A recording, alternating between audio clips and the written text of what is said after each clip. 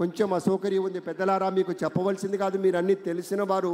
దయచేసి ఆ దారిని విడిచిపెట్టి మిగతా ప్రాంతంలో మీరు కూర్చోండి, కార్యక్రమాన్ని చూడండి అనేటువంటి మాట మీతో మనవి చేస్తూ, ఏళ్ల తరబడి ఎదురు చూసినటువంటి ఒకానొక విశేషానికి ఫలితంగా సమాజ చలనాలకు దర్పణల్లా ఒక సత్య దీక్షతోటి, సత్యానుశీలనతోటి ఒక దివ్య స్వప్నం అలా టీవీలో కనపడితే చాలు, ఒక్కసారి మనం ఎన్నుకున్నటువంటి నేతలు అలా కనపడితే చాలు, జనమంతా తమ యొక్క చేతుల్లో ఉన్నటువంటి ఆ వివిధ పతాకాలతోటి అద్భుతమైనటువంటి రీతిలో అనుభూతి చెందుతూ స్వాగతం చెప్తూ ఉన్నారు.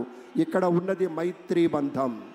3 పార్టీలు కాదు, ఈ యావత్ ఆంధ్రప్రదేశ్ రాష్ట్రం నలుచెరుగులా ఉన్నటువంటి పెద్దల యొక్క మైత్రీ బంధానికి ప్రతీకలా అటు భారతీయ జనతా పార్టీ, జనసేన, ప్రధానమైనటువంటి తెలుగుదేశం పార్టీ ఇవన్నీ కూడా ఉత్తమోత్తమైనటువంటి లక్షణాలతోటి ఎంచుకున్నటువంటి సమాజ సేవ అన్నదానికి నిలబడి కట్టుబడి ఉంటామని ఈరోజు ప్రమాణ స్వీకారం చేస్తారు.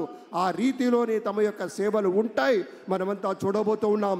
ఒక నిర్మలమైనటువంటి మనస్సుతోటి, ఒక స్పష్టత కలిగినటువంటి అధికారిగా మన చంద్రబాబు నాయుడు గారి విజన్ గురించి యావత్ ప్రపంచ నేతలే గొప్పగా చెప్తారు.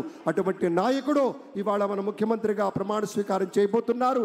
ఈ ఎడమ వైపు ఉన్నటువంటి పెద్దలంతా కూడాను మంత్రులుగా ప్రమాణ స్వీకారం చేయబోతున్నారనేటువంటి మాటను కూడా మీతో పంచుకుంటూ ఉన్నాం.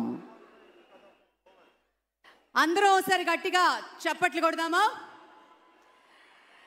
ఈ చప్పట్లు మన గుండె చప్పుడు అని ప్రత్యేకంగా చెప్పి తీరాలి. ప్రత్యక్షంగా వీక్షిస్తున్న వారు, పరోక్షంగా ప్రపంచ వ్యాప్తంగా ఈ కార్యక్రమాన్ని వీక్షిస్తున్న ప్రతి తెలుగు వారికి మన గుండె చప్పుడు వినే విధంగా, వినిపించే విధంగా కొడదాం. ఏది ఒకసారి గట్టిగా చెప్పండి, జై శ్రీ చంద్రబాబు నాయుడు.